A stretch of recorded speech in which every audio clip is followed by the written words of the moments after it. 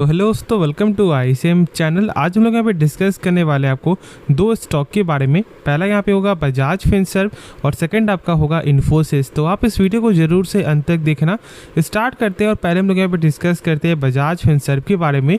तो देखो आज भी यहाँ पे आधे % का गेन दिखाई दे रहा है। और देखो जो मैंने शेयर किया था कि देखो स्टार्टिंग यदि यहाँ पे आपको बजाज फिनसर्व जो है यदि 1600 के प्लस यदि ये सस्टेन करता है तो ये हमारे लिए एक सही साइन है, एक गुड साइन है कि स्टॉक शायद यहाँ से आपको जो 1700 का ब्रेकआउट यहाँ पे दिखाए।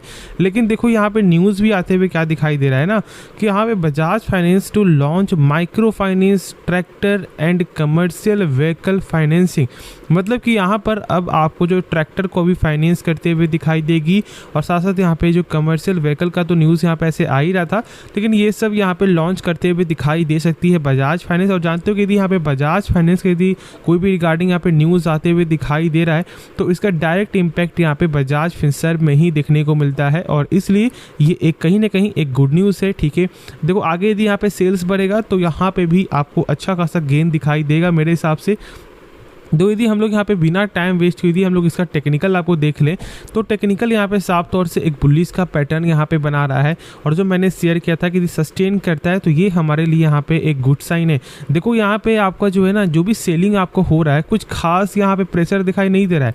जैसे देखो यहाँ पर आपको डोजी कैंडल बनते हुए दिखाई दे रहा है, स्टॉक नीचे गया, फिर यहाँ से ये उठने की जो एक पूरा यहाँ पे प्रयास कर रहा था और आज के दिन यहाँ पे आपको ये स्टॉक आपको उठ गया। ठीक है, देखो समझो यहाँ पे कि जब वॉल्यूम उतना ज़्यादा खास दिखाई ना दे प्रेशर का सेलिंग का तो मतलब समझ जाना कि यहाँ पे कहीं ना कहीं बायर अभी भी आपको बैठे हुए हैं। और देखो जो इसका यहाँ पे लेवल आपको ब्रेकआउट लेवल है ना वो मुझे यहाँ पे दिखाई देता है आपको ऑलमोस्ट यहाँ पे 1665 रुपये का। और यदि ये 1665 जो लेवल यदि यहाँ पे ब्रेकआउट हो जाता है और यदि इसके ऊपर सस्टेन कर जाता है तो फिर जहाँ तक ऐसा मुझे लगता है कि टेक्निकल पर्पज़ के रिगार्डिंग से 1750 तक भी स्टॉक यहाँ पे जाते हुए दिखाई दे सकता है। तो हाँ, अभी फिलहाल तो यहाँ पे आपका क्वार्टर का जो रिजल्ट का बारी है तो पहले तो यहाँ पे 17 को आएगा बजाज फाइनेंस को आएगा, उसके बाद यहाँ पे 27 या फिर 26 को यहाँ पे बजाज फिनसर्व का भी आने वाला है।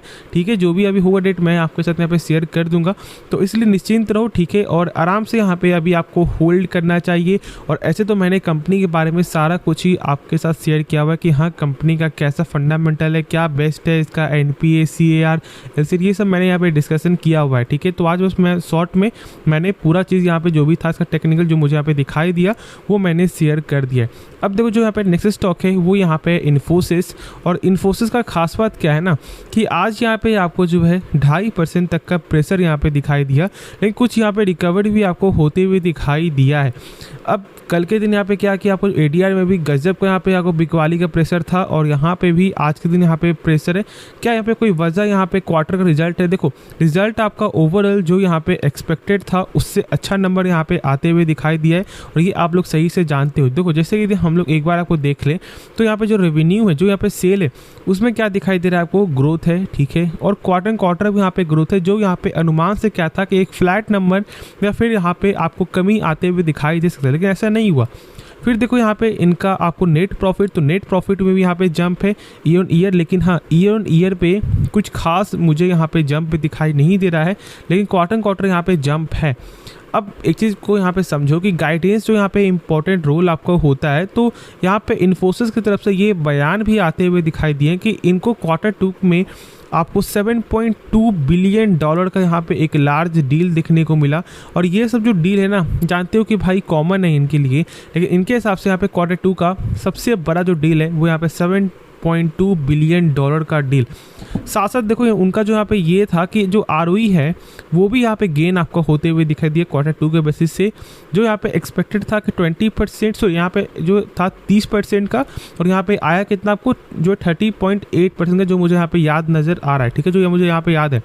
उसके बाद देखो यहाँ पे आपको जो है जो ग्रोथ का गाइडेंस जो यहाँ पे बनते हुए दिखाई दे रहा है। ठीक है, स्ट्रॉन्ग डील विंस जो मैंने शेयर किया, और जो मार्जिन में भी यहाँ पे EBIT मार्जिन में भी यहाँ पे ग्रो है 20% से 22% तक यहाँ पे दिखाई दे रहा है। और इनका आपको ये भी बोलना है कि यहाँ पे आपको जो 2.2% यहाँ पे डॉलर रेवेन्यू यहाँ पे गेन है, जो इनका एस्टिमेट क्या था कि 0.8% यहाँ पे ग्रोथ दिखाई दे सकता है।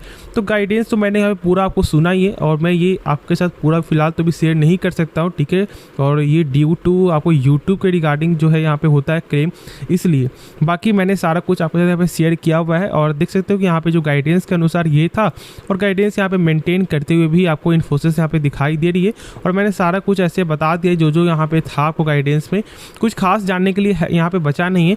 और मैंने कंपनी के बारे में फंडामेंटल भी आपके साथ शेयर किया हुआ है। देखो यदि हम लोग यहाँ पे टेक्निकल जान लेना, तो टेक्निकल में बस यहाँ पे आप एक चीज़ को समझो कि आज यहाँ पे आपको जो ब्रेकडाउन जो है वो अच्छा खासा यहाँ पे दिखाई दे चुका है।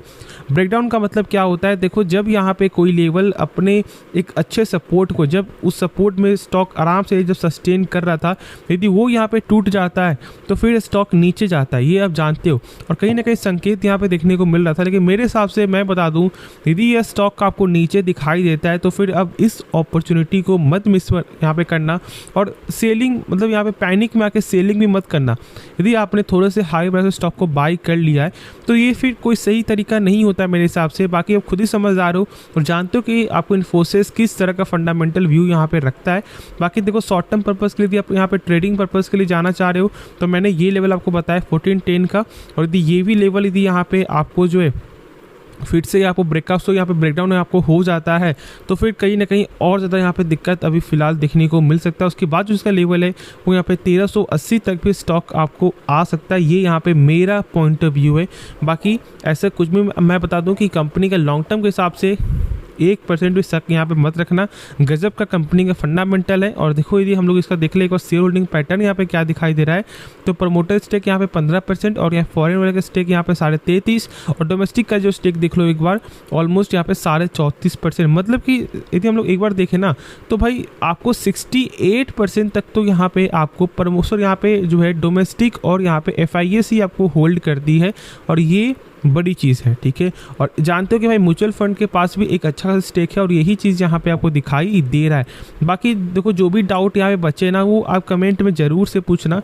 और देख सकते हो कि सबसे ज़्यादा यहाँ पे आपको LIC के पास है 8.83% का स्टेक इकलौता इन्फोसिस में। तो भाई सोच सकते हो कि यहाँ पे कितना पैसा लगा हुआ है। और मैं इसलिए बोलता हूँ कि ज़रूर से यहाँ पे आप होल्ड करें जो इन्फोसिस को। बाकी डाउट बचे वो आप कमेंट में ज़रूर से पूछना। तो होप आपको ये वीडियो पसंद आया होगा, तो आप इस वीडियो को लाइक कर सकते हो और आप इस चैनल को सब्सक्राइब भी कर सकते हो। तो मिलते हैं नेक्स्ट वीडियो में, तो तब तक के लिए धन्यवाद।